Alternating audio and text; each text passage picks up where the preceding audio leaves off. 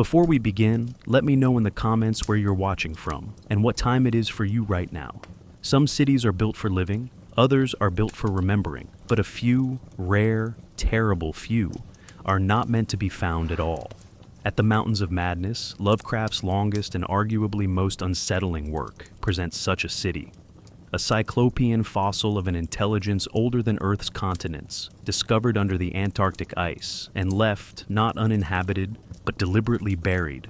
It is a story framed as scientific disclosure, yet it reads like a funeral confession, one where the death being mourned is not of a person, but of human certainty itself.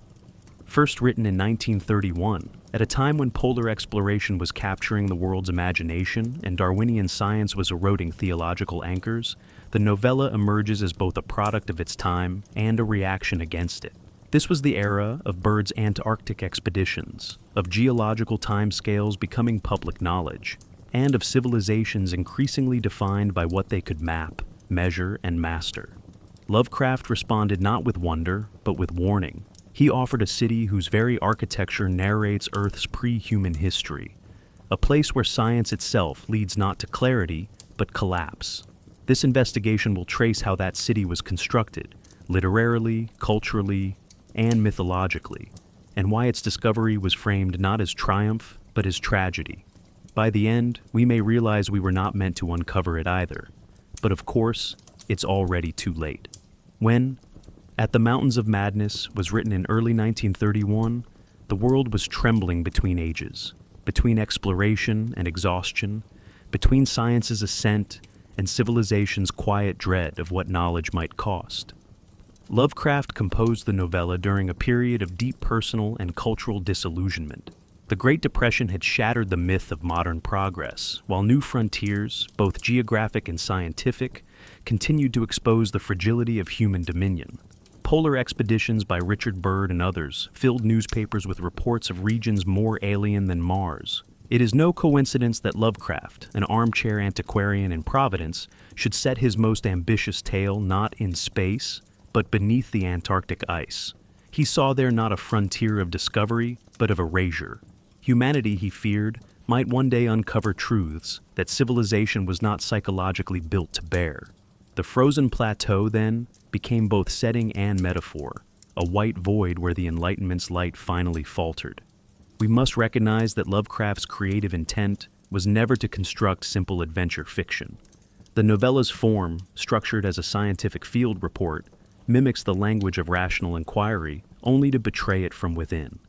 Written in the voice of Professor William Dyer, a geologist from Miskatonic University, the narrative presents itself as an official suppression, a document released to the world against my better judgment.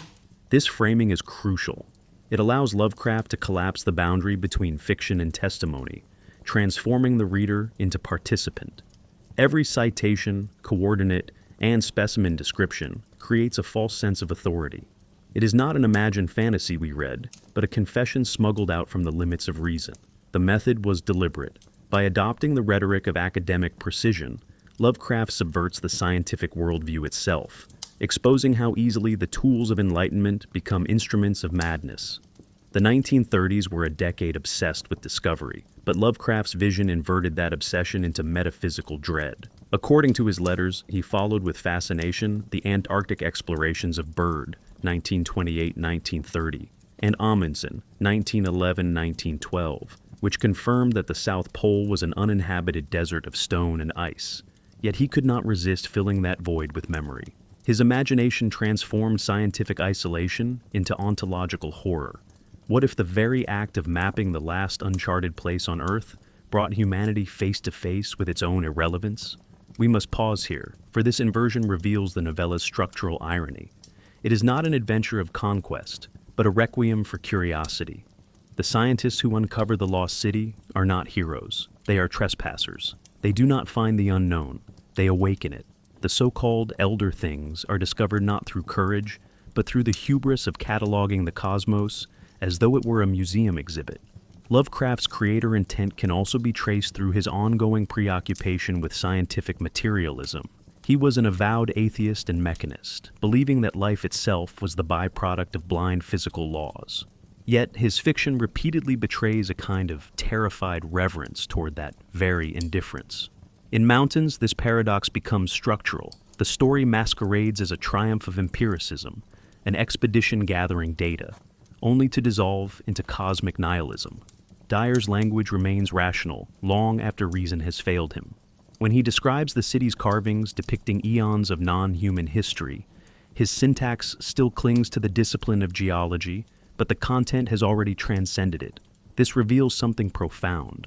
Lovecraft weaponizes scientific precision against itself, using fact to undermine faith in facts. It is not a rejection of science, but its self-destruction, the moment when empirical method exposes truths too vast for human frameworks to contain. The story's structure also reflects Lovecraft's personal fear of temporal and biological descent. Written only a year after The Shadow over Innsmouth, it continues his meditation on ancestry, now expanded from human to planetary scale.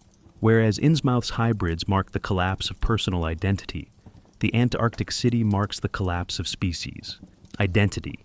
Humanity's proud genealogy, its divine origin, its evolutionary ascent, is exposed as a cosmic accident, an afterthought left by forgotten architects. The very walls of the city serve as scripture, revealing that the elder things created organic life not from divine purpose, but as a practical convenience. Lovecraft's narrator calls this revelation blasphemous, not because it offends religion, but because it offends hierarchy. The story's true heresy is ontological. It erases the line between creator and creation. In 1931, amid the lingering eugenic discourse of progress and superiority, Lovecraft turned that language inward and showed that perfection was never human to begin with. The editorial history of the novella underscores its challenge to contemporary norms.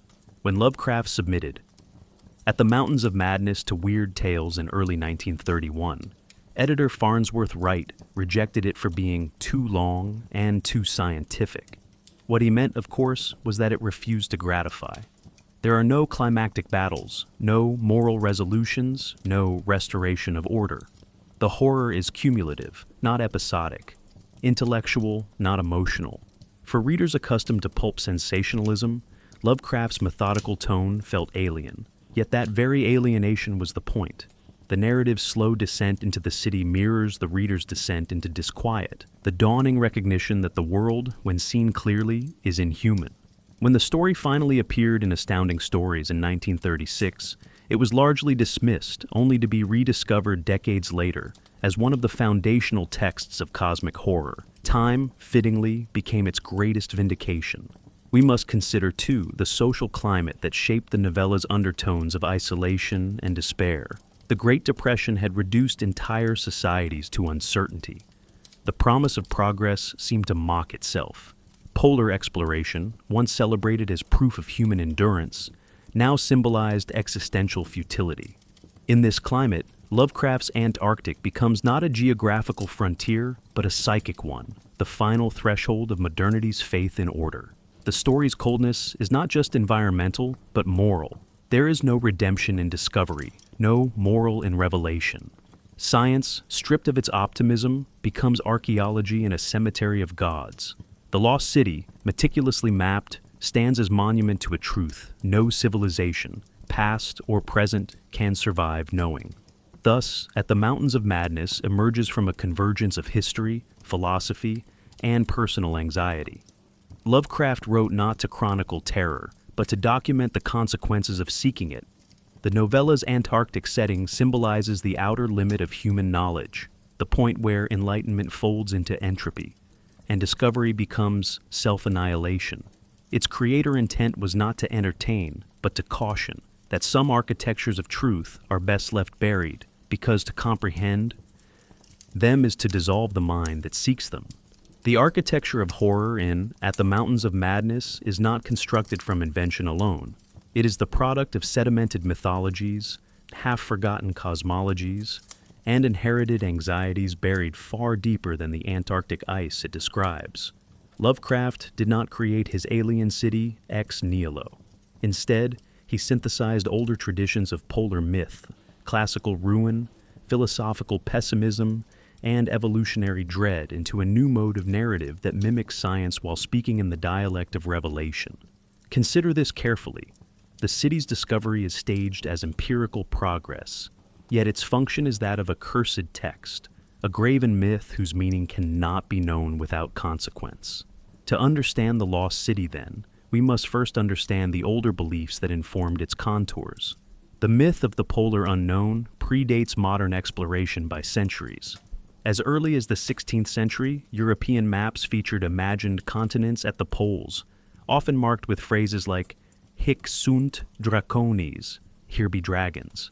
The idea of hidden polar civilizations flourished in pseudoscientific works like Simsonia, 1820, which posited a hollow Earth inhabited by moral superiors, and Bulwer Lytton's The Coming Race, 1871, in which an advanced subterranean species awaits their return. Lovecraft inverts this utopian tradition. His city is not a seat of wisdom, but a ruin of despair. The elder things are not moral superiors, but bureaucratic geneticists whose biological empire collapsed under the weight of its own indifferent innovation. The polar setting thus becomes not a portal to transcendence, but a monument to entropy, where civilization, no matter how vast, leaves only frozen fossils behind. Lovecraft was also profoundly influenced by theosophy and its esoteric cosmologies, even as he rejected their spiritual optimism. Madame Blavatsky's The Secret Doctrine, 1888, for example, described lost races and sunken cities, Lemuria, Atlantis, that bore the seeds of human evolution. These myths were structured in cycles, rise, fall, and rebirth, echoing the ancient Hindu kalpas or yuga system. In Lovecraft, this cycle is cruelly subverted. The elder things do not return.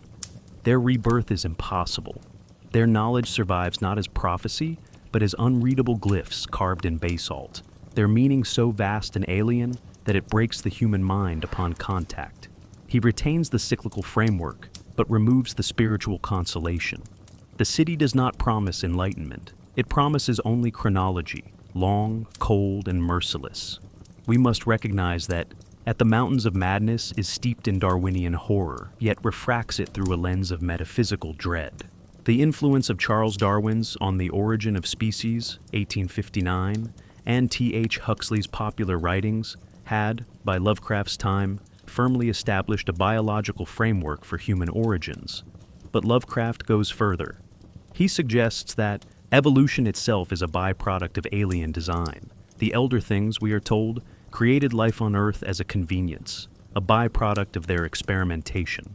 Humanity is not nature's apex, but a distant, unintended consequence of pre-human biotech.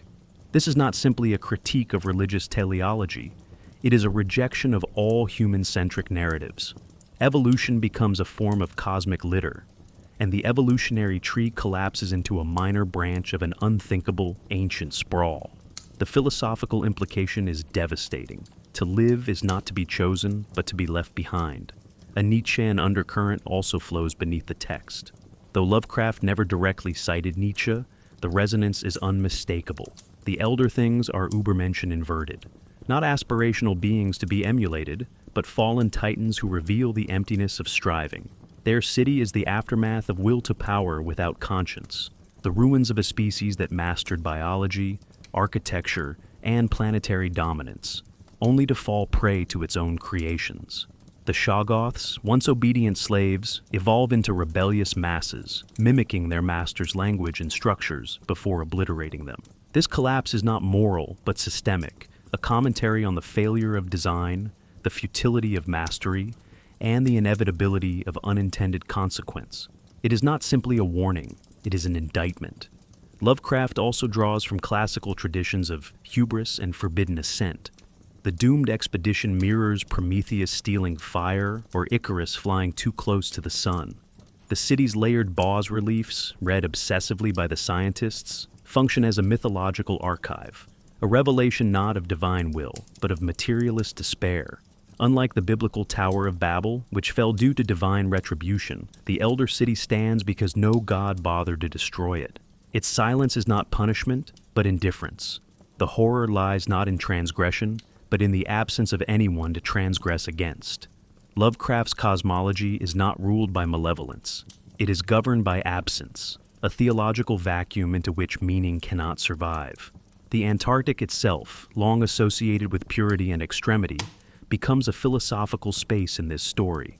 It is not simply remote, it is outside history, untouched by human culture, and therefore a blank canvas for cosmic inscription.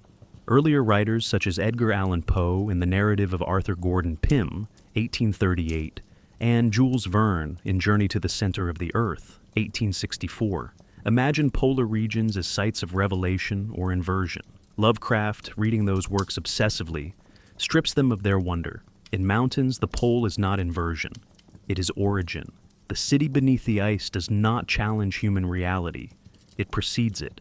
The implication is clear. What we call mystery is merely misremembered history, and what we call madness is merely premature understanding. Thus, the cultural and philosophical antecedents of At the Mountains of Madness stretch far and deep, from polar exploration to mythic cycles, from Darwin to Nietzsche, from Blavatsky's Lost Races to Poe's polar enigmas. But Lovecraft's genius was not an invention alone. It was an integration.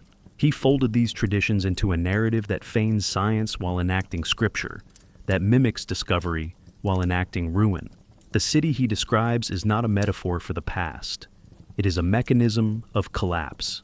Lovecraft's horror does not simply reside in what he describes, but in how he describes it, through a meticulously crafted symbolic language that blurs the line between scientific terminology and occult invocation. At the Mountains of Madness, words are never just reference. They are vectors of unease. They name things not to define them, but to contain what cannot be fully understood. Consider this carefully. Lovecraft's use of nomenclature, descriptive cadence, and invented terminology creates an etymological fog through which the reader glimpses only fragments of meaning. And within that fog, language itself begins to erode. To name something in this narrative is not to master it. It is to risk becoming complicit in its return. The very title, At the Mountains of Madness, serves as a linguistic warning. The phrase echoes both biblical grandeur and mythological foreboding. The mountains evoke awe and sublimity, recalling Sinai, Olympus, and the Andes, sites where gods were believed to dwell or speak. Yet these mountains are not the abode of divinity, but the threshold of cosmic decay. Madness here is not a symptom, but a destination. It is not caused by fear, but by prolonged contact with truths that language cannot hold. The phrase implies spatial and psychological extremity. One stands at the mountains, not in or beyond them, because they represent the edge of comprehension. The preposition is precise. To cross further is to abandon the mind. The term elder things, used to describe the city's original inhabitants, represents a significant shift in Lovecraft's symbolic taxonomy. The word elder carries an aura of wisdom and authority, yet when applied to an alien species, it suggests both temporal precedence and ontological hierarchy. These beings are not just old, they are before. They disrupt linear chronology by anchoring the origin of terrestrial life to a non-human intelligence. Lovecraft deliberately avoids calling them aliens or gods. Instead, he uses scientific-sounding descriptors: vegetable animal, cephalopod, protoplasmic. But these terms, drawn from biology and paleontology, fail to clarify. They exaggerate disorientation. This reveals something profound. The horror here lies in the inadequacy of taxonomy itself. The more one classifies the elder things, the more one exposes the limits of classification. Lovecraft's linguistic strategy also involves layering precision with ambiguity. Detailed descriptions of radial symmetry, star-shaped heads, and membranous wings offer the illusion of knowledge, but they are embedded within compound sentences, cascading qualifiers, and recursive clauses that induce syntactic vertigo. The result is a rhetorical paradox. The more exact the description, the less imaginable the entity becomes. This technique mirrors what literary critic Edmund Burke once associated with the sublime: the simultaneous invocation of magnitude and incomprehensibility. In Lovecraft's case, language functions like a microscope that magnifies detail without providing scale. The reader is left with an image that is vivid, but not visualizable, concrete, but not graspable. Consider the bas-reliefs that cover the city's walls. They are described as both historical records and works of art, filled with curiously regular designs and carvings that seem to record a science unknown to man. These images are a non-verbal language, pictographic, architectural, archaeological. They are simultaneously writing and prophecy, yet they communicate not narrative, but epical collapse. Lovecraft writes, "It told us too of their mastery of other planets in the solar system and of their forced migration to Earth." The reliefs become scrolls of cosmic entropy. Their readability destabilizes the boundary between art and record, between artifact and apocalypse. The implication is that meaning exists independently of human observers, and that it continues in alien forms long after human language becomes obsolete. Lovecraft's invented names also carry powerful symbolic weight. Shoggoth, for instance, is a word that resists etymological dissection. It has no linguistic root in Indo-European languages, no analog in Latin or Greek. Its sound, sibilant, guttural, dissonant, feels grown rather than designed. The name evokes both the shapelessness of the creature and the instability of the reality it represents. The Shoggoth, described as a seething, gelatinous mass capable of mimicry and rebellion, is not merely a monster.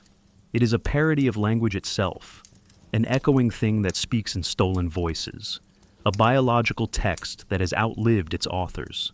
Its name is not a label, it is a warning, a sonic representation of uncontainable form. Even the scientific nomenclature is weaponized. Dyer and Danforth, the narrator scientists, refer constantly to geologic strata, Cambrian fossils, and archaeological analogs. But these terms, rather than anchoring the reader in familiarity, highlight the inadequacy of human knowledge: Precambrian, Archaeozoic, Triassic. Each temporal label is shown to be insufficient in the face of the city's age, which precedes Earth's known biological timeline. Language borrowed from geology is used not to measure, but to fail at measuring. This is not simply a stylistic choice, it is thematic. The story stages the slow undoing of linguistic authority. Scientific language does not clarify the unknown. It merely reveals how much has been forgotten. We must pause to observe that Lovecraft's prose is performative. It does not simply describe horror, it enacts it. The narrator's syntax frays under pressure. Sentences elongate, fold inward, repeat themselves. The effect is cumulative. Language, like the narrator's sanity, stretches toward coherence only to be drawn back into the gravitational field of the unknowable. This mirrors what critic Eugene Thacker describes as the unthinkable world, a reality that cannot be grasped through human symbols, but still insists on being known. Lovecraft writes that Danforth saw a single glimpse, which has ever since driven him to the edge of madness. But he never tells us what that glimpse revealed. The absence becomes the presence. The unspeakable becomes the grammar of fear.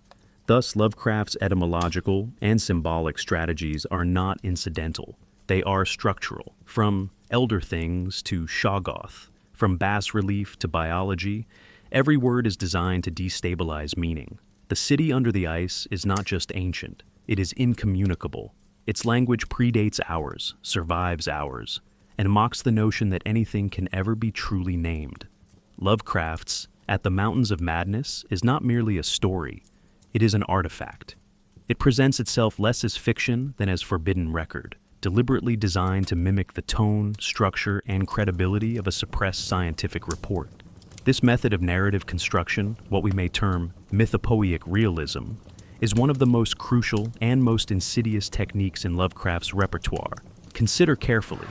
By embedding invented horrors within a framework of academic precision, institutional familiarity, and scientific plausibility, Lovecraft does not ask his reader to suspend disbelief. He simply circumvents it. The tale does not behave like a fantasy. It behaves like a document that was never meant to be read. The story's frame narrative is essential to this effect. Professor William Dyer, a geologist from Miskatonic University, speaks as a man who has seen too much and has been reluctantly compelled to disclose what should remain hidden. His tone is dry, methodical, and strained. He references official agencies, real academic institutions, and historical events, such as the expeditions of Admiral Byrd, to anchor his account in reality. Lovecraft supplements these with precise technical language, stratigraphy, Proterozoic rock layers, radial symmetry, aeronautical mapping. The narrator speaks not like a character, but like an author of a declassified field report. This is not horror filtered through psychology. It is horror filtered through procedure. And that difference is critical, because it renders the revelation of the Elder City not magical, but bureaucratic. It was not summoned. It was surveyed. We must recognize how central the illusion of authenticity is to Lovecraft's myth-building. He does not build tension through confrontation, but through accumulation. The story is filled with lists of fossils, of expedition supplies, of archaeological features. This obsessive cataloging resembles the structure of scientific field notes or academic journals. But beneath this realism lies a deeper function. Each detail buries the reader under the weight of plausibility. The horror becomes not what is described, but the density with which it is described. When Dyer catalogs the discovery of a 6-foot starfish-shaped fossil with vestigial wings and unknown organs, he does not respond with terror. He sketches it. He compares it to trilobites. He describes its anatomy with the detachment of a biologist. The reader, however, is already trapped. The description functions as a taxonomic incantation. The realism paradoxically generates the horror. Lovecraft further reinforces this illusion of authenticity by referencing a network of interrelated texts, institutions, and events across his wider mythos. Miskatonic University, which funds the expedition, has appeared in numerous other stories, lending continuity and pseudo-historical depth to its existence. The Necronomicon is briefly mentioned, but not elaborated on. It is assumed, not introduced. This narrative restraint enhances its credibility. Similarly, the narrator references the shadow out of time, which had not yet been written but would later expand upon the Yithians, another pre-human race mentioned in Mountains. This technique of self-referencing creates the impression of a larger archive, a mythos that extends beyond the story's borders. The city, therefore, does not feel invented. It feels retrieved, as though pieced together from scattered fragments, contradictory accounts, and censored reports. In this way, Lovecraft's fiction becomes historiography. The physicality of the city also contributes to its plausibility. Its description is architectural rather than fantastical. We are told about angled walls, cyclopean masonry, wind-etched towers, and glyph-covered corridors. The bas-reliefs become not decoration, but documentation, an alien medium through which history is conveyed. The characters do not simply enter the city, they read it. The city itself is a text, its walls carved with scenes of arrival, conquest, revolt, and retreat. This reveals something profound. Lovecraft constructs a civilization not through legend, but through infrastructure. The elder things become real not because we see them, but because we walk their streets, enter their buildings, decode their reliefs. We observe their rise and fall through the lens of archaeology, not theology. But perhaps the most disturbing element of Lovecraft's myth-building is the story's rhetorical closure. Dyer's final appeal is not to the reader's curiosity, but to their restraint. "I am forced into speech because men of science have refused to follow my advice," he writes. His conclusion warns against further Antarctic exploration, not because it is futile, but because it is too effective. The threat is not failure, but discovery. This rhetorical move transforms the story from narrative into injunction. It mimics the genre of suppressed testimony, aligning the reader with a secret society of those who know. This rhetorical structure does not resolve the story. It implicates the reader. To finish the tale is to become a keeper of knowledge one was not meant to receive. We must pause to reflect on the philosophical weight of this structure. Unlike traditional myth, which offers moral or spiritual truths, Lovecraft's mythos offers only epistemological collapse. The Elder City does not reveal how to live, but how much we were never meant to know. The myth is not moral, it is geological, evolutionary, cosmic. It does not concern good and evil, it concerns survival and scale. The truth it reveals is not that humans are wicked, but that they are latecomers on a stage built and abandoned by entities whose ambitions and aesthetics exceed comprehension. The city, in this view, is not cursed, it is closed. Thus, Lovecraft's method of myth-building depends entirely on simulation, of genre, of tone, of institutional voice. He does not create a story that feels real. He creates a document that feels found. By employing the language of science, the logic of fieldwork, and the structure of bureaucratic reporting, he builds a city that is not imagined, but inferred. At the heart of At the Mountains of Madness lies a philosophical confrontation with three core ideas: human insignificance, the universal pull of entropy, and the destabilizing intrusion of dream reality. These concepts do not serve merely as background themes. They form the very architecture of the horror Lovecraft constructs. The Antarctic city is not frightening because it threatens physical destruction. It is terrifying because it redefines the human condition from first principles. Consider carefully. The city exists not to harm us, but to remind us that we were never central. That revelation, more than any monster or myth, is what haunts. Lovecraft's preoccupation with insignificance has often been discussed in terms of cosmic indifference, but in Mountains, this idea takes on geological and biological dimensions. When Dyer and Danforth uncover the Elder Thing's bas-relief history, they do not merely find a lost civilization. They find a narrative in which humanity is barely a footnote. The Elder Things arrived on Earth when the planet was young, crafted the first forms of life, and endured eons of cataclysm before the first human ancestors stirred in the mud. This narrative reverses the typical anthropocentric arc. Man is not heir to the Earth. He is a peripheral mutation. We must pause here.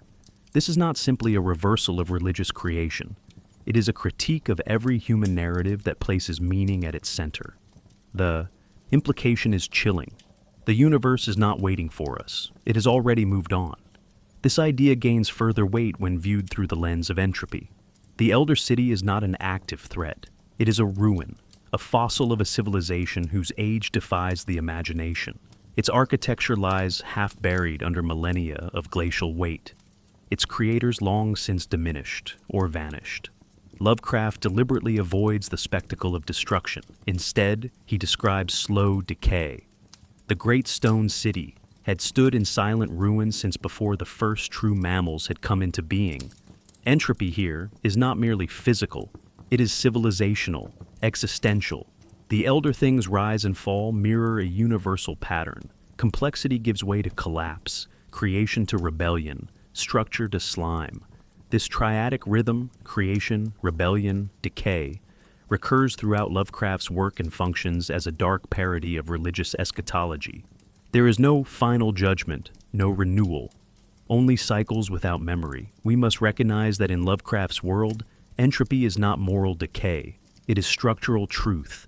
The Elder Things are not punished for arrogance. They are consumed by their own creations, the Shoggoths, because systems inevitably break down. Their downfall is not narrative, it is entropic inevitability. In this, Lovecraft engages with a deeply unsettling principle, that the more complex a system becomes, the more fragile it becomes. This aligns with thermodynamic and even ecological concepts later explored in chaos theory and collapse studies. But unlike those models, which seek understanding or adaptation, Lovecraft offers only stasis. The city endures not because it survives, but because no one is left to dismantle it. It is not a site of knowledge. It is a monument to the final futility of knowing. Layered atop these ideas is the motif of dream reality, the sense that the deeper one explores truth, the more unstable reality itself becomes. Danforth's descent into madness after glimpsing something beyond language at the city's edge underscores this idea. But Lovecraft prepares the ground earlier, describing dreams that mimic or anticipate the city.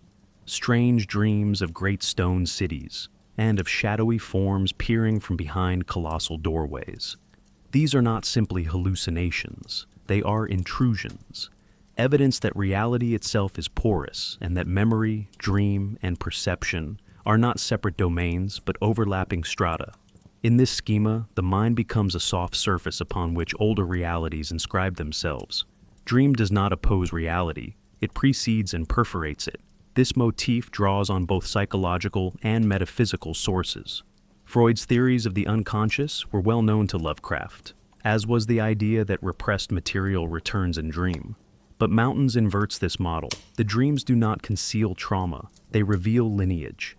Danforth's breakdown is not a result of forgetting, but of remembering something he was never supposed to inherit.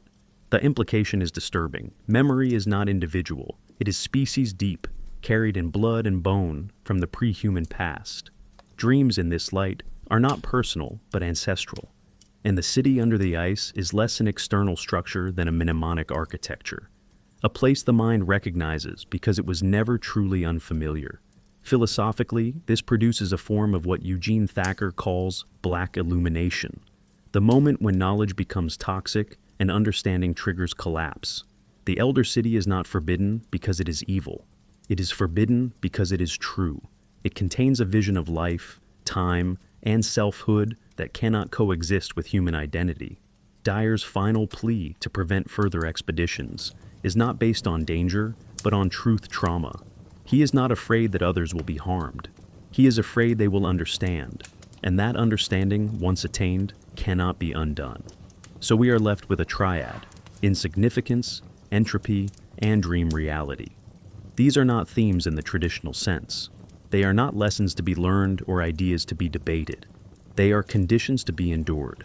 Lovecraft does not offer a solution to them. He offers a setting in which they become visible. The Lost City is not merely ancient, it is diagnostic. It shows us what has always been true but seldom faced, that our stories are temporary, our systems doomed, and our dreams not ours alone. To chart the true topography of the Mountains of Madness, one must begin not with humanity, but with those entities that preceded it, the Elder Things, the Shoggoths, and the ever-distant yet intrusive great race of Yith. These are not monsters in the traditional literary sense. They are not demonic, not malevolent, not even particularly interested in humans. Their horror does not come from hostility, but from scale, antiquity, and alien purpose. In Lovecraft's cosmology, the deeper horror is not what hunts us, but what ignores us. These beings do not violate the natural order. They are the natural order, from a vantage we were never meant to glimpse. The Elder Things, or Old Ones, are central to the novella's mythos. Described as barrel-shaped, starfish-headed, radially symmetrical creatures, they are deeply alien, yet startlingly rational.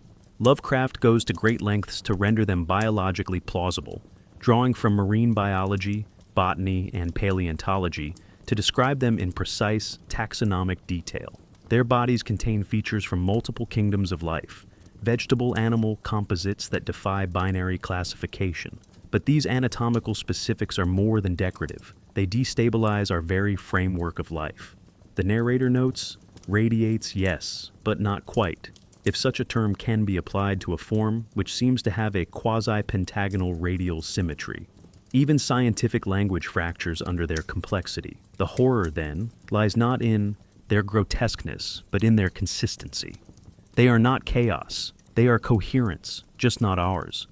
We must recognize that the Elder Things represent the pinnacle of materialist creation. They arrived on Earth in the Precambrian era and built a globe-spanning civilization before multicellular life emerged. Through bioengineering, they crafted subordinate species, including proto-life and, most notably, the Shoggoths. These beings are central to the philosophical function of the text.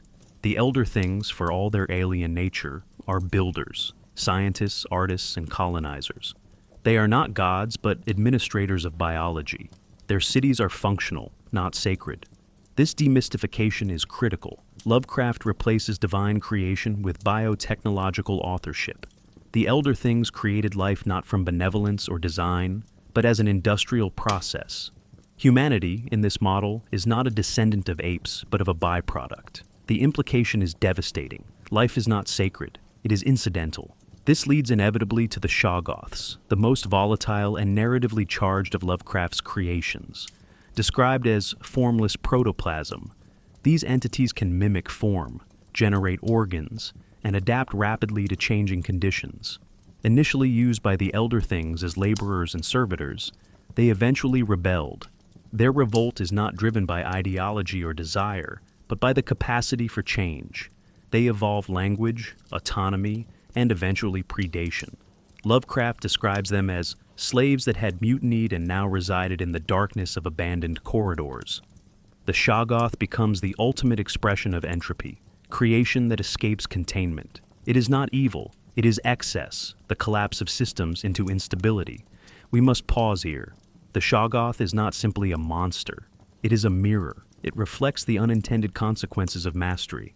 In philosophical terms, it is anti-structure, form without form, will without morality, life without purpose.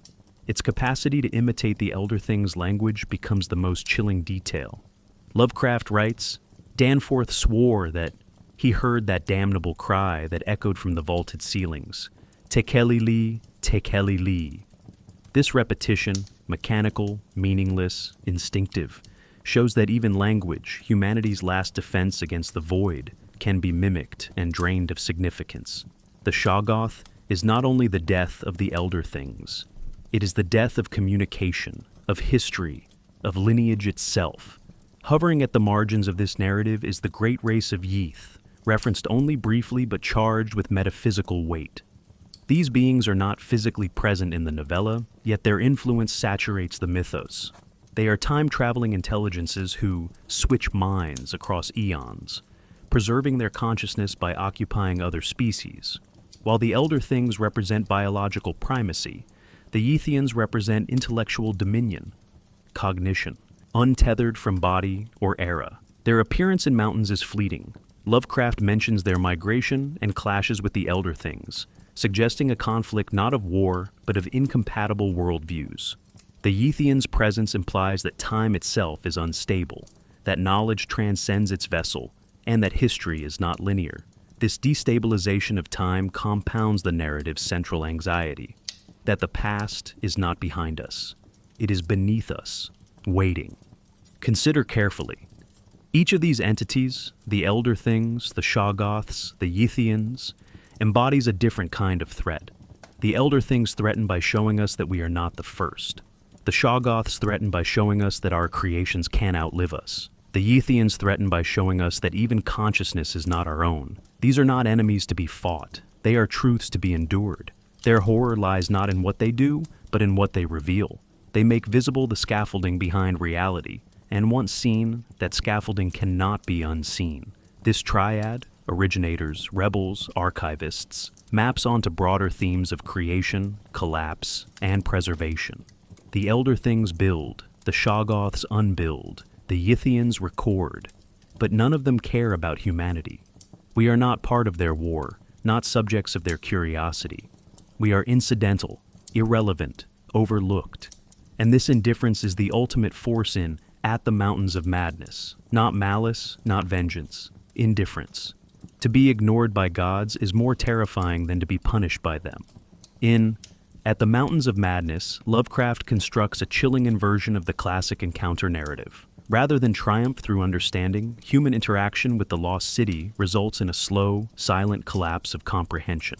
The function of madness in the novella is not a theatrical outburst, but an epistemic implosion, the moment when language, memory, and identity can no longer sustain contact with an alien past. It is not madness as distortion, it is madness as clarity. The more the characters uncover, the more their minds recoil, not from delusion, but from revelation. Consider the central human figures of the story, Professor William Dyer and his graduate student Danforth. Both are scientists, trained, rational, empirical. Their journey is not into superstition, but into the remnants of a civilization whose reality defies classification. Initially, they approach the Antarctic ruins with intellectual excitement, eager to catalog geological strata and catalog unknown fossils. Yet, as they move deeper into the alien city, their inquiries take on a strange, compulsive rhythm. They begin to read the bas-reliefs not just as data, but as scripture. Their observational tone becomes devotional, laced with awe and dread. This shift marks the beginning of psychological fraying. They are not attacked, they are overwhelmed, not physically, but cognitively. Lovecraft uses Danforth as the locus of psychic rupture. Though Dyer narrates the story, it is Danforth who ultimately glimpses the thing which cannot be described. We never learn exactly what he sees. Lovecraft withholds it, a silence more terrifying than any detail could be. But we know the consequences.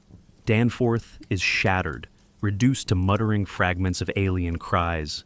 Tekeli-li! Tekeli-li! a sound first heard from the mouths of the monstrous Shoggoths. This repetition is key. The boundary between human and inhuman speech begins to dissolve. Danforth is not merely afraid. He has become a conduit, echoing language that does not belong to him. We must pause here. This is not simple madness. This is linguistic contamination. The mind, once exposed to the city's truth, begins to repeat its grammar. The psychological architecture of this collapse is crucial. Lovecraft does not depict madness as irrational behavior. He depicts it as the final consequence of reason. The deeper Dyer and Danforth pursue logical analysis of fossils, glyphs, architecture, the more they are drawn into an ontological spiral. The carvings in the city show scenes of creation, rebellion, and retreat. They depict eons of history in cold, unflinching detail. And yet the human mind, trained for linear narrative and moral resolution, cannot metabolize what it sees.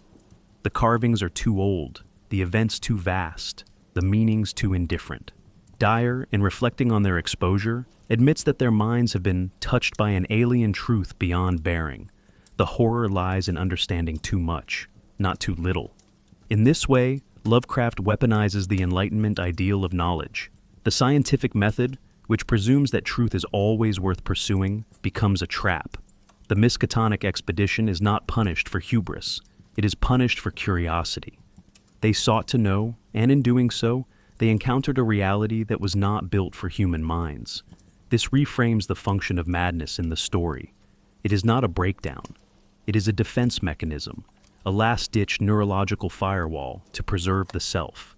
As Dyer pleads with future explorers to stay away, he is not guarding secrets. He is preventing infection.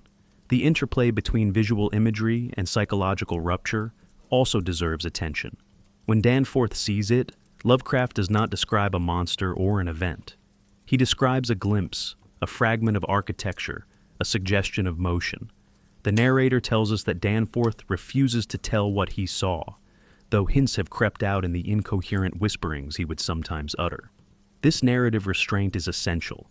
It activates what literary theorist Tsvetan Todorov calls the fantastic, a space of ambiguity where explanation is forever withheld. In Lovecraft, this ambiguity becomes a philosophy. The horror is not in the object seen, but in the unraveling of the observer. We must recognize, too, that madness in mountains is not individual. It is civilizational. The elder things, once creators and masters of biology, fall to their own creations. The Shoggoths, fluid, wordless, shape-shifting, become the agents of chaos that destroy fixed systems. The scientists who study them mirror this fate. They too are undone by what they produce, knowledge. Just as the elder things engineered their extinction, so too do the humans bring about their psychological ruin by resurrecting a buried archive. This parallel collapse reinforces Lovecraft's central warning, that contact with deep time, with non-human history, dissolves the boundary between observer and observed. Madness becomes the inheritance of discovery. Philosophically, this aligns with existential pessimism and epistemological skepticism. Lovecraft echoes the tradition of thinkers like Schopenhauer, who held that deeper insight into reality brings not comfort, but despair. The will to know reveals only the futility of knowing. The Elder City functions as a metaphorical threshold, beyond which lies not more information, but the erosion of meaning itself. The human mind, built for causality, sequence, and significance, is not equipped to process a history where none of those things apply. The carvings do not tell a story. They expose a scale at which story ceases to function. Thus, madness At the Mountains of Madness is not the loss of reason. It is reason's last expression. It is the scream that remains when language fails. Danforth's final mutterings, those echolalic tekeli li cries, are not symptoms. They are transmissions. He becomes a vessel through which the city speaks, not with meaning, but with residue. At the Mountains of Madness, knowledge is not empowering, it is corrosive. Lovecraft's Antarctic narrative enacts one of cosmic horror's most defining motifs, that there are truths whose very apprehension constitutes a form of annihilation. The story is built around a slow, methodical disclosure, yet the ultimate effect is not enlightenment, but epistemic collapse. To read, to interpret, to understand, these acts, typically celebrated in rationalist traditions, become dangerous in Lovecraft's world. Consider carefully. Forbidden knowledge in this context is not merely content withheld. It is information whose form and implication exceed the architecture of the human mind. The novella's central symbol of forbidden knowledge is the Elder City itself.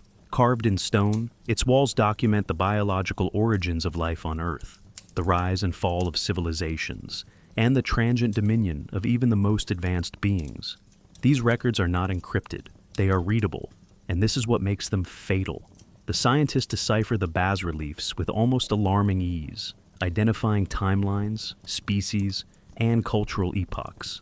But their successful interpretation does not result in mastery. It results in horror. The city functions as an alien archive, but unlike a library, its knowledge cannot be abstracted. It has to be felt, visualized, inhaled, as history made literal. The human mind cannot stand intact before such immediacy. Dyer's narrative unfolds as a containment effort.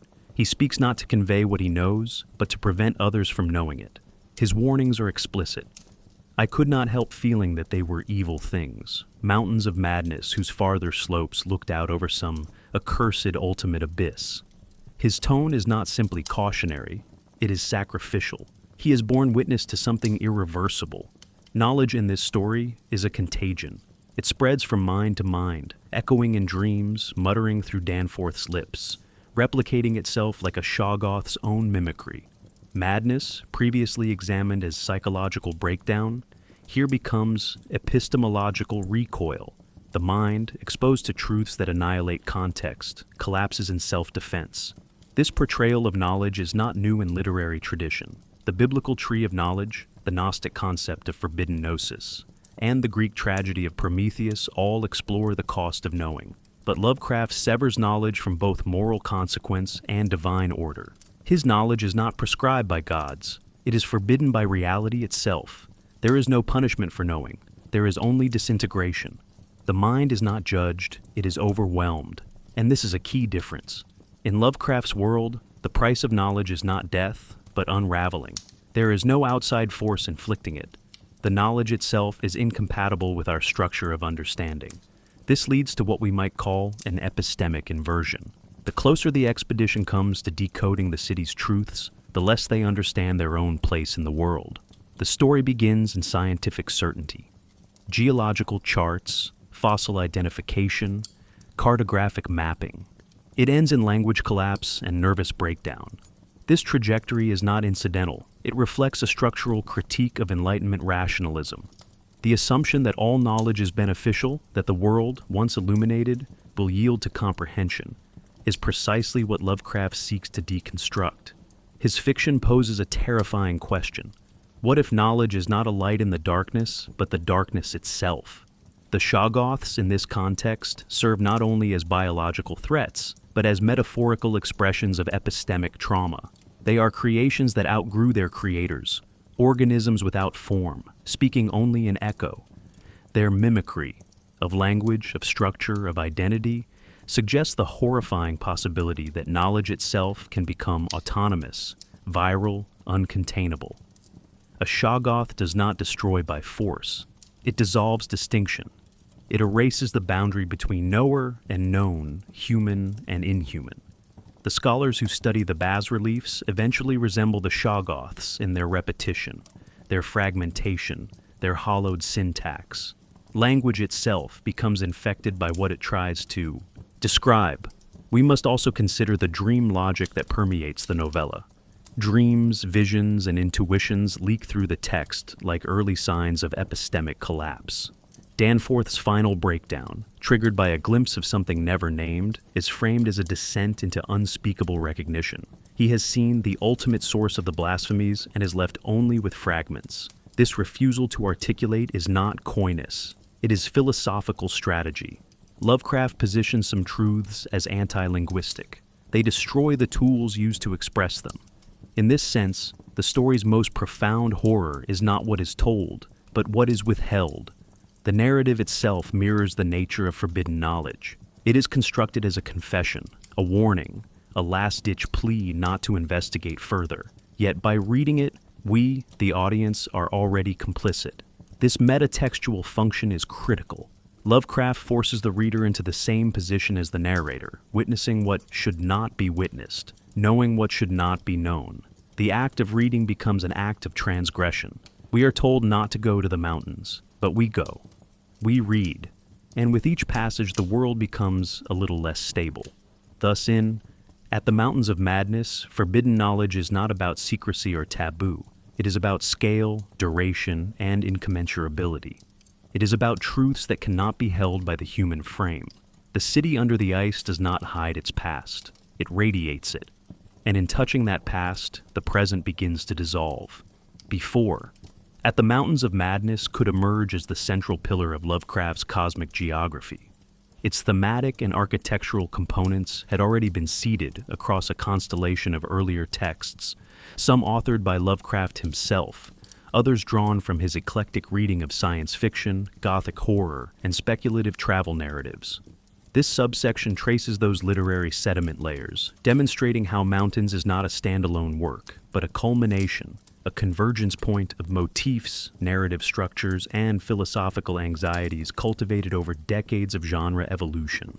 The most direct literary precursor is Lovecraft's own The Nameless City, 1921, a short story that serves as an embryonic version of Mountains. In it, an unnamed narrator explores a ruined Arabian city believed to predate known civilizations.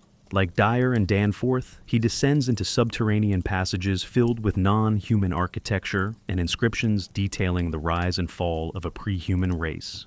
The narrator muses, "It was of this place that Abdul al-Hazred, the mad poet, dreamed on, the night before he sang his unexplained couplet."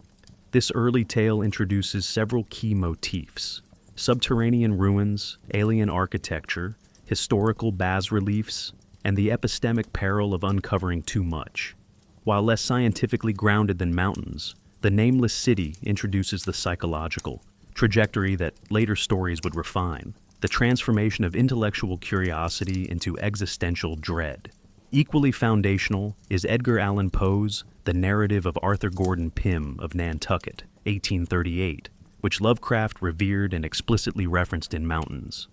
Poe's tale follows a series of increasingly uncanny maritime adventures that culminate in a polar expedition. The narrative concludes with an abrupt, surreal vision. And the hue of the skin of the figure was of the perfect whiteness of the snow. Lovecraft incorporates this final image into Mountains, embedding it within Danforth's breakdown, and subtly suggesting that Poe's vision may have been a premonition or fragment of the same cosmic architecture. This intertextual gesture is not decorative. It functions as a form of literary recursion, positioning Poe as a prophetic voice in Lovecraft's mythos. The Antarctic becomes a shared stage where unresolved endings from one author bleed into the revelations of another. We must recognize that Lovecraft's layering of texts is not merely referential, it is methodological. His mythos evolves through recursive expansion, in which earlier stories are not discarded, but reactivated in new contexts. Consider The Call of Cthulhu, 1926, which introduces the Great Old Ones and a global network of cultic worship. While set in different geographic and symbolic space, it establishes the template for forbidden archives, fragmentary testimonies, and non-Euclidean horrors, concepts that Mountains transforms into archaeological and evolutionary forms. The narrative strategy remains the same. Present the story as a document reluctantly disclosed, layered with citations, suppressed knowledge, and institutional skepticism. The reader is positioned not as an observer, but as a reluctant inheritor of ancient, disquieting truths. Lovecraft's concept of intertextual continuity also finds expression in the Necronomicon, the infamous grimoire that recurs throughout his fiction. While Mountains references the book only briefly, Dyer mentions it in relation to ancient legends of pre-human races. Its presence functions as a connective tissue, linking the Antarctic discoveries to broader ontological disruptions. The Necronomicon becomes a metaphor for text itself, a carrier of destabilizing knowledge, a book that exists across narratives, corrupting the boundary between fiction and reality. This recursive textuality mirrors Mountains' own structure, wherein the story becomes a document that warns against reading too deeply, even as it invites precisely that engagement. Beyond Lovecraft's own work, there are other, subtler influences. Jules Verne's Journey to the Center of the Earth, 1864, posits a subterranean realm filled with prehistoric life and uncharted geology. Verne's optimism is unmistakable. His protagonists return with wonder and knowledge. Lovecraft, by contrast, inverts this premise. The deeper his, characters go, the more they lose, not just their orientation, but their epistemic stability. What Verne renders as adventure, Lovecraft renders as doom. The intertextual echo thus becomes one of reversal, the same journey, reconfigured through a lens of cosmic pessimism. A more obscure but fascinating point of contact is A. Merritt's The Moon Pool, 1919, which features an ancient underground civilization and strange, amorphous beings known as the Shining Ones. While Merritt's work is more mystical and ornate, the thematic overlap is clear: subterranean ruins, ancestral fears, biological anomalies. Lovecraft admired Merritt's descriptive prowess, and although his style is more austere, he borrowed the core conceit of a lost world beneath modern assumptions. The Antarctic city and mountains is not only older than civilization, it is civilization's architectural unconscious, buried so deep that only accident or obsession can exhume it. We must pause here to consider the philosophical function of these intertextual strands. Lovecraft is not simply participating in a literary tradition. He is deconstructing it. His predecessors, Poe, Verne, Merritt, each treat discovery as a climax. Lovecraft treats it as a threshold. The more his characters uncover, the more incoherent their world becomes. The Antarctic city is not an endpoint. It is an origin that unravels all conclusions. This reversal is not merely thematic, it is ontological. It demands that we view history, science, and literature itself as fragile constructs, easily overturned by a single forbidden detail. Thus, At the Mountains of Madness stands as a textual glacier, formed by the slow accumulation of narrative sediments, from Arabian ruins to Antarctic abysses, from romantic adventure to scientific dread. It reconfigures earlier texts, absorbs their unresolved fears, and transforms them into a coherent cosmology of collapse. At the Mountains of Madness, written 1931, published 1936, stands as Lovecraft's longest and most architecturally precise work of fiction, an apex narrative where cosmic horror, scientific realism, and literary myth-building converge. Far from a tale of fright in the conventional sense, the novella functions as a controlled implosion of genre and worldview. In it, Lovecraft transforms the landscape of Antarctica into a psychological mirror and an archaeological archive, layering dread not through spectacle, but through scale, repetition, and eroded causality. What begins as a dry scientific expedition descends into a metaphysical autopsy of the human condition itself. The story's structure is epistolary, delivered as a retrospective warning from Professor William Dyer of Miskatonic University. This formal choice is crucial. It frames the narrative not as entertainment, but as disclosure. Dyer is not telling a tale. He is testifying. His tone is fatigued, his diction clinical, and his intent is clear: to dissuade others from further exploration of the Antarctic ruins. From the outset, we are positioned not as readers, but as future inheritors of trauma. The past has already been disturbed. The only choice left is whether we continue to dig. The horror unfolds with agonizing slowness. The Miskatonic expedition uncovers fossils of anomalous biology, barrel-shaped creatures with radial symmetry and peculiar appendages. These are later revealed to be the Elder Things, a pre-human species that arrived on Earth billions of years ago and built vast cities before retreating beneath the ice. The architectural descriptions are overwhelming in scope: cyclopean masonry, geometrical regularity, monstrous carvings depicting unknown hieroglyphs. This detail-laden precision serves a dual function. It invites credibility while inducing claustrophobia. The more real the city becomes, the less real the world outside feels. Knowledge begins to ossify into weight. One of the novella's most disturbing sequences occurs not with monsters, but with artifacts. Dyer and Danforth descend into the ruined city and find endless corridors covered in bas-reliefs, stone murals depicting the Elder Thing's evolution, wars, and eventual retreat from the surface world. These carvings act as the city's autobiography, relaying a history far older and more ordered than that of humankind. The narrative's philosophical turn begins here. The past, Lovecraft suggests, is not only older, it is better organized, more enduring, more coherent than the fragile myth of human progress. This is not just a chronicle, it is a cosmic indictment. We must recognize the rhetorical purpose of these carvings. Lovecraft writes, "It was a history of the rise and decline of a strange culture, more ancient than any terrestrial one." The carvings reveal that the Elder Things created life on Earth through bioengineering, including the Shoggoths, who later rebelled and drove their masters underground. Humanity, in this view, is not evolution's triumph, but the residue of a failed experiment. This radically decentered cosmology parallels Nietzsche's idea of de-deification of nature, taken to its bleakest end. There is no moral arc, no divine plan, only accidents of survival and collapse. To see these truths etched in stone is to see one species as a geological afterthought. Then comes the climax, though Lovecraft carefully mutes it. Dyer and Danforth hear an inhuman cry, "Tekeli-li, Tekeli-li," an echo of the Shoggoth rebellion. They flee and are pursued by one of the remaining Shoggoths through the city's lower tunnels.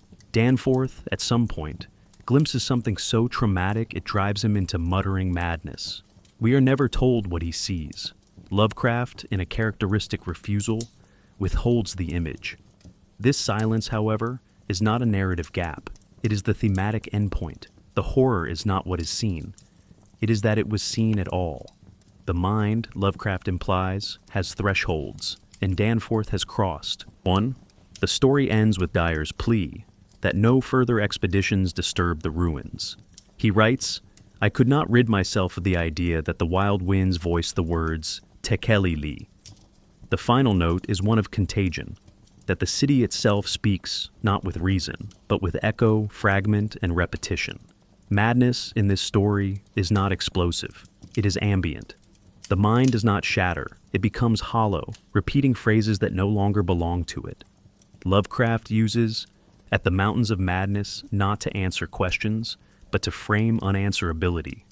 It is not simply a story about alien beings beneath the ice, it is about the structure of reality eroding under the pressure of too much continuity.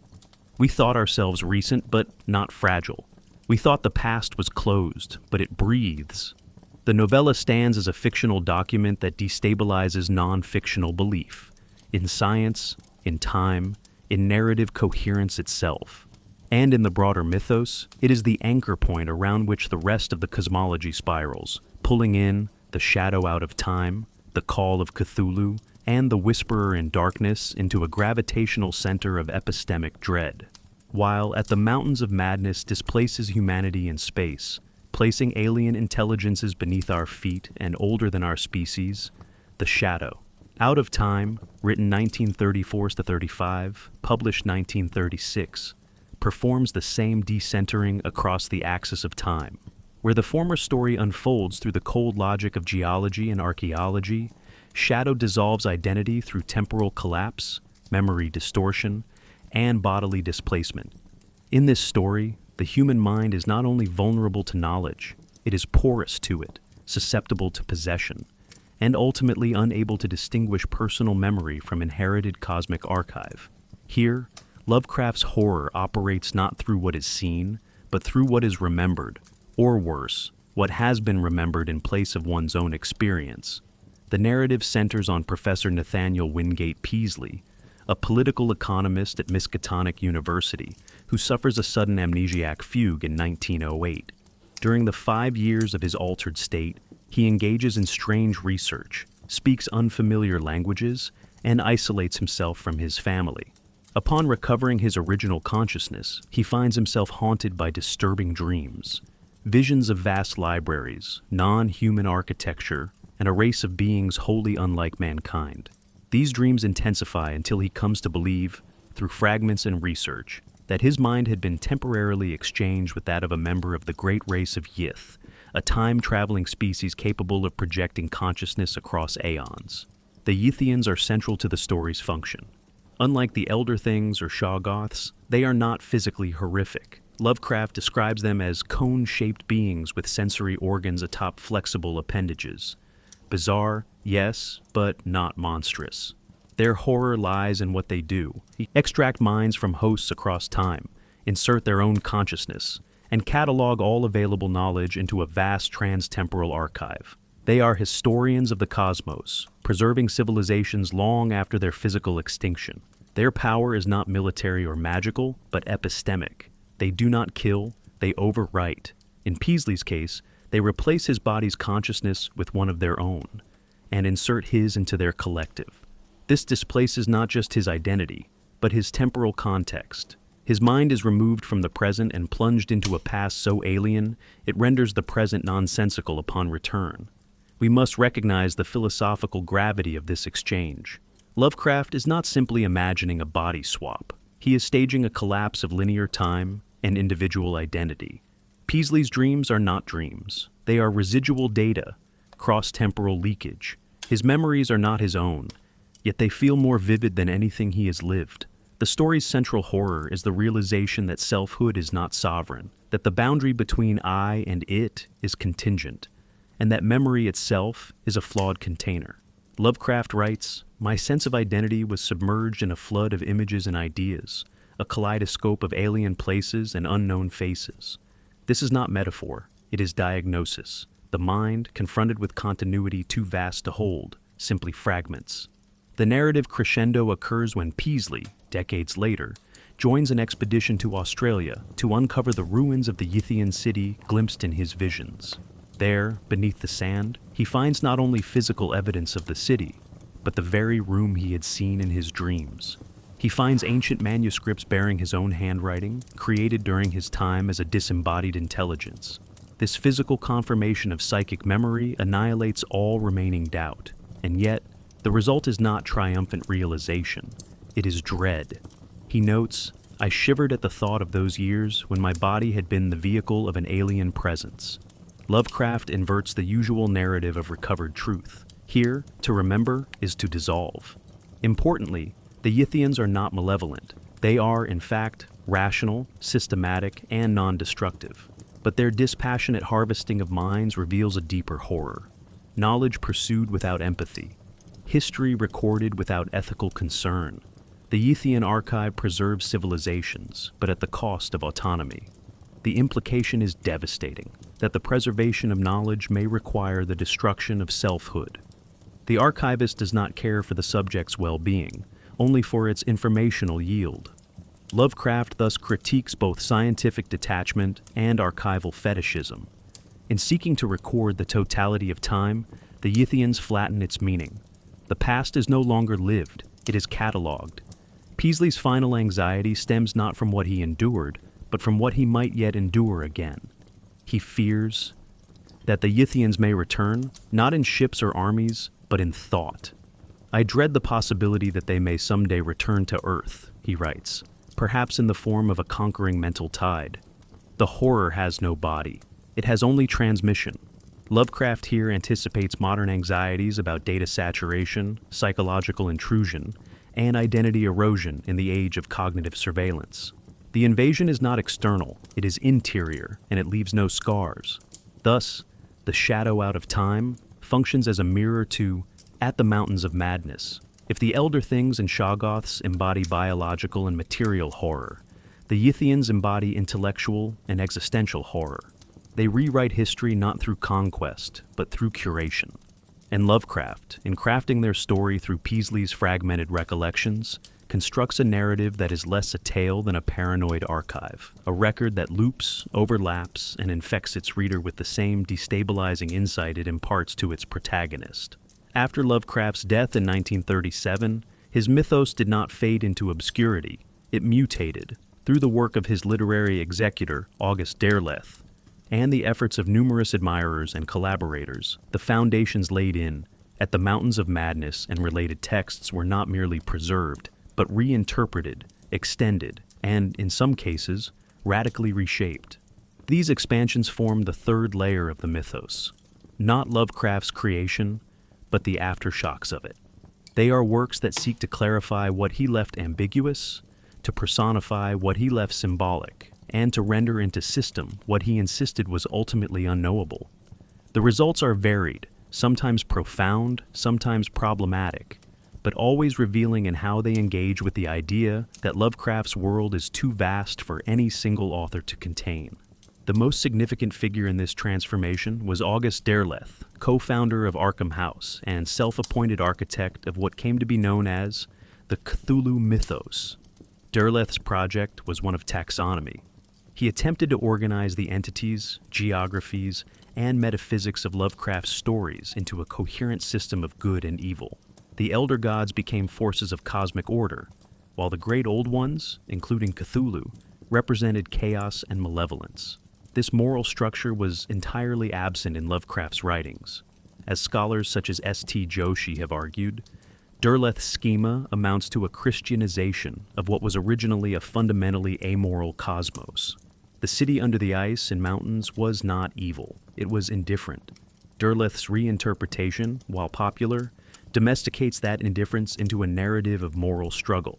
In Derleth's expansions, elements from mountains, notably the Elder Things and the Shoggoths, are repurposed. In The Lurker at the Threshold, 1945, Derleth and co-author Mark Schorer incorporate references to the Antarctic ruins, suggesting they are part of a larger global pattern of occult architecture. But where Lovecraft's original is archaeological and ambiguous, Derleth's treatment is teleological. The Shoggoths become weapons of evil gods. The Elder Things become victims or rebels. The complexity of civilizational collapse is replaced with mythic combat. We must recognize this shift. Lovecraft's horror emerges from the collapse of narrative certainty. Derleth's horror returns to the comforts of narrative clarity, even if that clarity involves doom. Other writers took different paths. Clark Ashton Smith, a close correspondent of Lovecraft, extended the mythos not through moral dualism, but through linguistic opulence and decadence. His stories, such as those in the Zothique cycle, evoke a world of necromantic decline, where ancient gods persist as whispers in the dust. Smith rarely referenced mountains directly, but his conception of time as cyclic, entropic, and melancholically vast resonates with the Antarctic city's fossilized grandeur. In Smith's vision, the cosmos is not hostile or ordered, but exhausted. This overlaps with Lovecraft's themes of entropy and post-human inheritance, suggesting an alternate lineage of mythos development, one not built on structure, but on slow collapse. Another key contributor was Robert E. Howard, creator of Conan the Barbarian. Though known for heroic fantasy, Howard's letters to Lovecraft and stories such as The Black Stone, 1931, engage directly with mythos motifs. Howard imagines pre-human civilizations and alien intelligences buried beneath ancient temples. In his work, these beings are more monstrous, more prone to dramatic confrontation, but the core idea remains that human history is a thin crust over an older, inhuman substrate. Where Lovecraft whispers, Howard declaims. Yet both insist that the past is not gone, it is dormant. In the decades following Lovecraft's death, the mythos grew exponentially. Writers like Ramsey Campbell, Brian Lumley, and T.E.D. Klein brought new sensibilities. Psychological horror, urban decay, metaphysical abstraction. The Antarctic themes from mountains were picked up in scattered illusions and spiritual successors. For instance, John Carpenter's film The Thing, 1982, though not a direct adaptation, channels the same paranoid isolation, the same suspicion of biology as mutable and deceptive. In Carpenter's Antarctica, as in Lovecraft's, the enemy is not merely outside the body, it is the body, restructured beyond recognition. More recently, authors like Caitlin R. Kiernan and Laird Barron have returned to the core of Lovecraft's aesthetic, the unknowable, the impersonal, the numinous. Kiernan, a trained paleontologist, embeds geological time into her narratives, making the Earth itself a character whose memory humans can only partially access. Barron fuses cosmic horror with noir and frontier grit, suggesting that the mythos has not disappeared, it has simply adapted, moved from crumbling libraries into surveillance networks and abandoned missile silos. Neither attempts to systematize the mythos. Instead, they restore its original function. As a literary virus, mutating from host to host, We must pause here to consider what these expansions reveal. Lovecraft's original vision, especially in At the Mountains of Madness, was one of cognitive erosion, not theological warfare. His city beneath the ice is not a battlefield. It is a tomb, a library, a mirror. Later, adaptations often sought to animate what Lovecraft left dormant, to dramatize what he left implied. Some of these works are brilliant, others are mere pastiche, but all confirm a central truth, that Lovecraft's mythos is not a closed system. It is a conceptual atmosphere. To write within it is not to echo. It is to inhale. Cosmic horror, unlike conventional genre forms, does not remain confined to the page. Its tendrils seep outward into rumor, subculture, and spontaneous folklore. At the Mountains of Madness, despite its fictional origin, has given rise to a surprising number of real-world sightings, pseudo-anthropological claims, and conspiracy-laced reports, many of which circulate online under the guise of suppressed knowledge or anomalous discovery. What begins as fiction becomes legend, then something less definable, a cultural artifact that behaves like belief. This phenomenon can be traced to the story's deliberate structure. Lovecraft presents mountains not as fiction, but as a suppressed field report, penned by a Miskatonic University geologist in an attempt to prevent further expeditions. The language is technical, the tone restrained, the references to real institutions, Miskatonic aside, largely plausible. This pseudo-academic framing lays the groundwork for readers to treat the story not as entertainment, but as a form of classified leak. It is no surprise, then, that in the decades following its publication, various accounts began surfacing, claiming to validate aspects of the narrative, especially regarding Antarctica.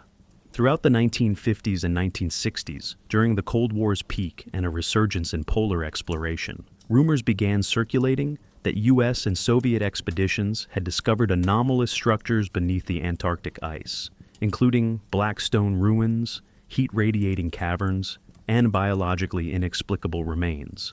While none of these accounts were verified, and most were published in fringe newsletters or underground zines, their persistence indicates something deeper. Lovecraft's narrative had become a mythic template into which new anxieties, military secrecy, alien interference, and lost civilizations could be projected. One such hoax, frequently cited by believers, is the so-called Lake Vostok anomaly. First detected via satellite imaging in the 1990s, this subsurface freshwater lake became the subject of intense speculation when Russian teams ceased public reporting on their drilling activities. Online forums quickly filled with claims that the teams had uncovered non-terrestrial artifacts or encountered inexplicable phenomena. While the actual findings were microbiological in nature, the secrecy and remoteness of the operation made it fertile ground for myth. The narrative parallels to mountains, deep ice, scientific expedition, alien biology are uncanny. Whether consciously or not, these modern reports are shaped by Lovecraft's language and tropes. Consider also the proliferation of Antarctic no-fly zones and heavily redacted satellite imagery. Conspiracy theorists argue that certain regions are restricted not due to geopolitical treaties or environmental concerns, but because of what lies beneath. Videos with millions of views propose hidden pyramids, buried spacecraft, and pre-flood cities encased in ice. The imagery often mirrors Lovecraft's descriptions: cyclopean blocks, non-Euclidean angles, geometry not made for human eyes. These echoes suggest that the mythos has achieved a kind of viral epistemology. It is not merely referenced, it is recalled as if memory had been implanted. We must pause here to consider what this means culturally. These urban legends are not simple delusions. They represent a kind of mythic thinking in the modern age, an unconscious need to populate the blank spaces on the map with something older, colder, and larger than ourselves. Antarctica, in its extremity, becomes a canvas for fear and projection. It is the last continental mystery, and At the Mountains of Madness gives it narrative structure. Where historical cartography once warned, "Here be dragons," the digital age whispers, "Here be Shoggoths." In several online communities, ranging from Reddit's high strangeness to esoteric corners of YouTube and TikTok, users claim to have dreamt of the Elder City. to have seen the murals in sleep, to have heard the mutterings of Tekeli in white noise. Some even suggest that Lovecraft did not invent his material, but received it through ancestral memory or altered states.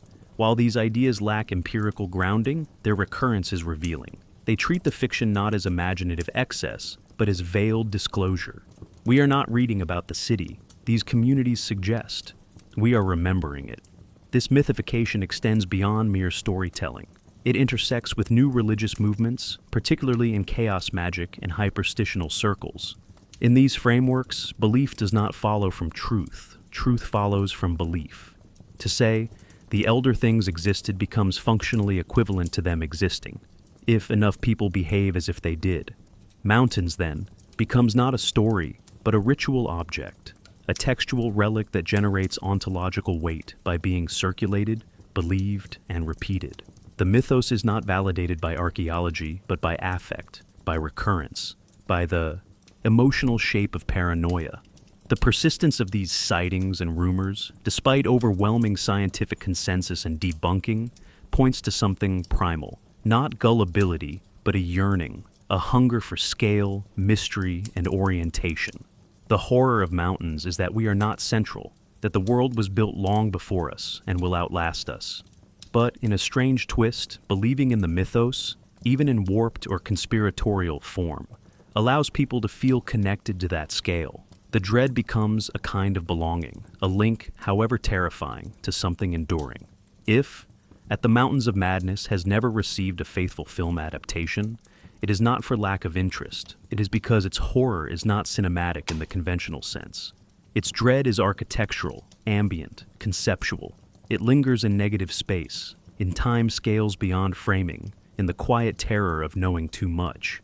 And yet, despite its resistance to direct translation, the novella has cast a long and unmistakable shadow across modern media. Its influence is not always labeled, but it is everywhere, haunting film sets, lurking in game mechanics, humming beneath musical compositions. The mythos, in its post-literary life, has become not a story, but an aesthetic, a sensibility of exposure and collapse.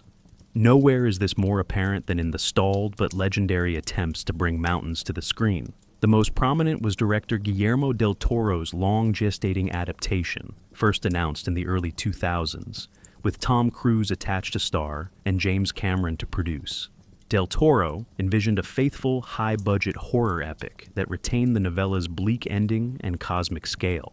However, as he later revealed, studios were reluctant to fund a film without a traditional hero's arc, and with an R rating, no less. In interviews, he stated, "This is a story where the humans are insignificant, where the climax is that we should leave and never return." The project was ultimately shelved. The mythos, it seems, could not be compressed into 3 acts. Yet the absence of a direct adaptation has not hindered the novella's cinematic afterlife. John Carpenter's The Thing, 1982, though officially based on John W. Campbell Jr.'s Who Goes There, bears unmistakable genetic ties to mountains. Set in Antarctica, featuring a scientific outpost, an ancient alien buried in ice, and a shape-shifting biological horror, the film mirrors both the geography and thematic atmosphere of Lovecraft's tale. The Thing, like the Shoggoth, destabilizes identity. It mimics, it absorbs, and it cannot be reasoned with. Carpenter's restrained direction, snowy claustrophobia, and final note of uncertainty, 2 men freezing, unsure if either is still human, echo Lovecraft's ethos, that survival does not entail understanding. Similarly, Ridley Scott's Prometheus, 2012, channels mountains in its depiction of archaeologists discovering alien architecture and genetic origins. The engineers, tall, silent creators of life, mirror the elder thing's role in Lovecraft's deep-time cosmology. The film's opening sequence, which shows a humanoid seeding life on Earth through biological sacrifice, is an almost direct inversion of the elder thing's creation of life through experimentation. What Prometheus dramatizes through awe and horror, Lovecraft concealed in stone reliefs. Both suggest the same cosmic reversal, that humanity is not a product of destiny, but of accident, or worse, design. In gaming, the novella's influence is arguably more pervasive.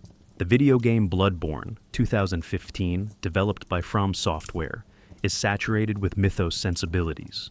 While not explicitly based on mountains, its world features crumbling cities, ancient knowledge, and transformations triggered by exposure to truths beyond human perception. The concept of insight as a game mechanic, where seeing more of the world's truth leads to visible distortions and madness, directly reflects the epistemic horror of Lovecraft's universe.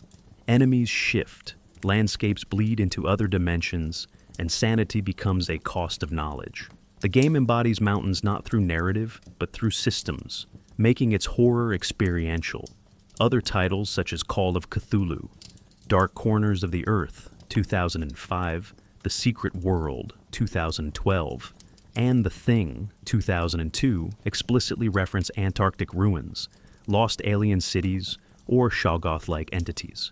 In these spaces, Lovecraft's vision becomes architecture, literal rooms, corridors, hieroglyphs, and decisions. Players descend not into plot, but into depth, and often into instability. In music, the mythos has inspired both thematic albums and sonic experimentation. The dark ambient genre, in particular, thrives on the subterranean echoes of mountains. Artists like Lusmord, Atrium Carceri, and Northaunt compose with glacial drones, distorted field recordings, and atonal rumblings that evoke frozen isolation and slow, encroaching dread. Albums like The Place Where the Black Stars Hang or Metropolis do not narrate Lovecraft's world. They sonically reconstruct it. Even outside niche genres, bands like Metallica have referenced Lovecraft's mythos directly. The Call of Cthulhu, The Thing That Should Not Be, channeling his sense of scale and indifference through distortion and tempo shifts. What persists across these adaptations, despite medium, is not Lovecraft's plot, but his aesthetic logic. The narrative of mountains resists direct transplantation because its core is not event, but erosion. The characters do not overcome, they withdraw. The climax is not confrontation, but collapse. Traditional storytelling struggles to accommodate such structures. Yet modern media, especially interactive and atmospheric forms, has found a way to simulate the feeling of exposure to a knowledge too large to hold. What begins as fiction sometimes returns as theory.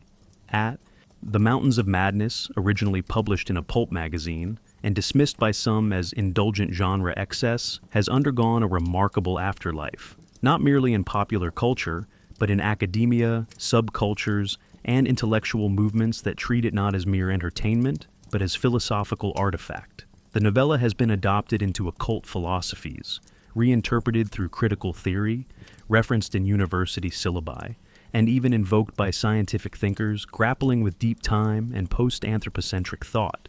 That a fictional Antarctic city carved by alien hands could find purchase in such varied domains is not a coincidence. It is a function of the text's core strategy.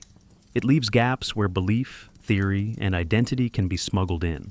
Among the most curious appropriations comes from occult and esoteric communities, particularly those engaged with chaos magic, postmodern witchcraft, and hyperstition, a term coined by the CCRU, Cybernetic Culture Research Unit, in the 1990s to describe fictions that make themselves real. In these circles, Lovecraft's entities are not worshipped, but treated as mythic operating systems, symbols without referent, designed to be activated through ritual or imaginative discipline. The Antarctic city becomes less a place than a structure for disorientation, a diagram of forbidden memory. For some chaos magicians, Mountain serves as a textual grimoire, not because its events are real, but because its narrative functions as a disruption device, a self-eroding map that unsettles the reader's ontological stability. It is not believed, but used. Academically, the novella has attracted increasing attention across disciplines. In literary studies, it is read as a meditation on non-human narration, epistemic collapse, and the tension between Enlightenment rationalism and modernist fragmentation. Scholars such as S.T. Joshi, Eugene Thacker, and Graham Harman have analyzed Lovecraft's work as early expressions of what has come to be called speculative realism, or object-oriented ontology, OO. These schools of thought reject the human-centric universe and emphasize the reality of things beyond human comprehension. In this light, the city beneath the Antarctic ice becomes a model for withdrawn entities, beings whose full natures can never be grasped, only inferred through traces, ruins, and resonances. Lovecraft's horror is not the presence of the alien, but the impossibility of its full disclosure. Consider this carefully. Mountains is not just about alien beings. It is about epistemological thresholds. What do we become when confronted with systems we cannot internalize? Philosophers such as Thacker have argued that Lovecraft's fiction stages what they call the world without us, a cosmos that remains radically indifferent to observation or meaning. In this context, Dyer's scientific expedition fails not because it is insufficiently equipped, but because it asks the wrong questions. The elder things are not waiting to be decoded. They are ontologically misaligned. They exist in such a way that human frameworks, linguistic or empirical, cannot accommodate them. This reading has resonated with scholars of posthumanism, who view the novella as an early critique of anthropocentric hubris. In digital humanities and media theory, Mountains has been interpreted as a precursor to archive horror, a genre concerned with the terror of excessive data, non-human memory, and illegible information systems. The bas-reliefs discovered by Dyer and Danforth, which narrate billions of years of alien history, function as a literal, non-human archive. The story stages the moment when historical representation ceases to serve human understanding and becomes something else, an oppressive excess, an unreadable surplus of meaning. The city does not explain, it accumulates. In this context, Lovecraft becomes strangely contemporary, a prophet of big data, geological time, and post-verbal communication. Within subcultural spaces, particularly the alt-horror literary community, tabletop role-playing circles, and internet creepypasta collectives, Mountains has gained another kind of traction. It is treated not merely as inspiration, but as foundational myth. Games like Call of Cthulhu RPG have created entire rulebooks and modules based on Antarctic expeditions. Online stories often allude to unspeakable things beneath the ice, suggesting that Lovecraft's setting has entered digital folklore. On forums and social media, users exchange fictional accounts of stations picking up strange frequencies or of old maps showing forbidden zones. These are not literal beliefs, but they are also not jokes. They are part of what scholar Jeffrey Sconce called haunted media, narratives that behave like folklore even when no one claims them as fact. We must recognize a strange irony. Lovecraft, a materialist and atheist who disdained religion and mysticism, created stories that now function as secular scripture, open texts that demand interpretation, ritualization, and intellectual devotion. His mythos, especially the subterranean and scientific world of Mountains, has become a kind of negative theology, a belief in the power of what cannot be known. Readers do not believe in Shoggoths or elder things as real creatures, but they believe in the metaphor of their reality. They believe in the limit point the mythos marks, the place where reason ends and unreason begins. The endurance at the mountains of madness within these communities, occult, academic, subcultural, suggests it has crossed the boundary between narrative and cultural infrastructure. It is no longer only a story. It is a frame, a device, a prism through which the modern condition, fragmented, overexposed, displaced, can be viewed and perhaps named, not explained, but acknowledged. And perhaps that is why it persists, because even now, even after all the analysis and adaptation, we do not fully understand what it is we have uncovered beneath the ice. What endures beyond the final page of At the Mountains of Madness is not the plot, nor the names of its protagonists, nor even the elaborate mythology of the elder things. It is a feeling. Not fear in the traditional sense, but a cognitive dislocation, a slow unthreading of the mind's ability to arrange the world into something coherent. For many readers, the final moments of the novella, when the survivors flee in panicked silence, haunted not by what they saw but by what they understood, linger for years. The story implants something. It does not shock, it alters. This lingering effect reveals something essential about the nature of Lovecraftian horror. It is not about immediate reaction, but about philosophical residue. At the Mountains of Madness leaves the reader grappling with core anxieties. What if knowledge is not liberation, but annihilation? What if truth exists, but we are not built to endure it? What if civilization itself is only a surface ripple atop ancient buried intelligence? These questions are not resolved by the narrative. They are activated by it. And in that activation, readers often find themselves not merely entertained, but reoriented. The story becomes a thought virus. Psychologically, the horror in mountains stems from the collapse of epistemic confidence. Dyer, a man of science, begins the narrative committed to observation, measurement, and rational deduction. By the end, he has rejected the pursuit of further knowledge entirely. This reversal functions as a mirror for readers living in a world increasingly saturated with information, yet haunted by uncertainty.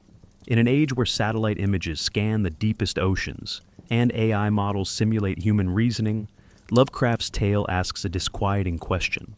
What happens when the pursuit of knowledge outpaces the stability of meaning? We must recognize that this question is not confined to fiction. It resonates across disciplines. In philosophy, thinkers like Eugene Thacker and Timothy Morton have drawn from Lovecraft's themes to articulate the horror of the non-human world, a world that does not care, does not respond, and does not contain us in its design.